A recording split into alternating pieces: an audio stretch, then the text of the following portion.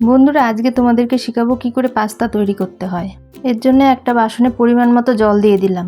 বাচ্চা থেকে বড় সকলেই এই জলখাবারটা সকালে বা বিকালে টিফিন হিসাবে খেতে পারেন। এবার আমি পাস্তাটা দিয়ে দিলাম। পাস্তাটা সিদ্ধ হতে একটু সময় লাগবে।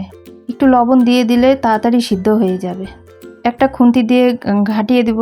একটা ঢাকনা দিয়ে ঢেকে দিলাম তাড়াতাড়ি সিদ্ধ হওয়ার জন্য। পাস্তার জলটা আমি ছেঁকে নিলাম। এবার একটা কড়াই বসিয়ে দিলাম।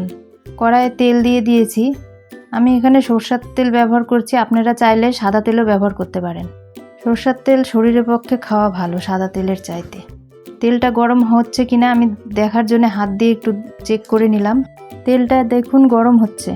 বাচ্চারা প্রতিদিন একই রকম টিফিন খেতে চায় না, আপনারা ইচ্ছা করলে প্রতিদিন আলাদা আলাদা এরকম জিনিস ট্রাই করতে পারেন। দেখুন তেলটা ফুটতে শুরু করে দিয়েছে, ধোঁয়া বেরোচ্ছে। আমি পেঁয়াজ, লঙ্কা, টমেটো এগুলো কুচি করে নিয়েছি। পেঁয়াজ আর লঙ্কাটাকে ভেজে নেব, টমেটোটা পরে দেব।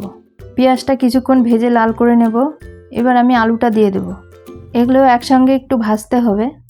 এবার আমি একটু লবণ দিয়ে দিলাম, এরপর হলুদ দিয়ে দিলাম। এবার নেড়ে চেড়ে দেবো, আবার একটু নেড়ে দেবো।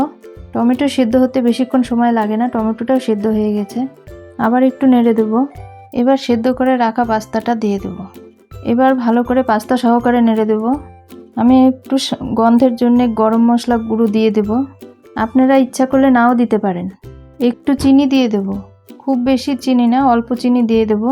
নেড়ে চেড়ে দেব। আপনারা ইচ্ছা করলে নাও দিতে পারেন, অনেকেরই তো সুগার থাকে, চিনি খায় না। এবার ভালো করে নেড়ে চেড়ে দেবো। এই দেখুন পরিবেশন করছি আমি। দেখুন, বাহ কি সুন্দর দেখতে লাগছে, জিভে জল আসার মতন। তো কেমন লাগলো বন্ধুরা?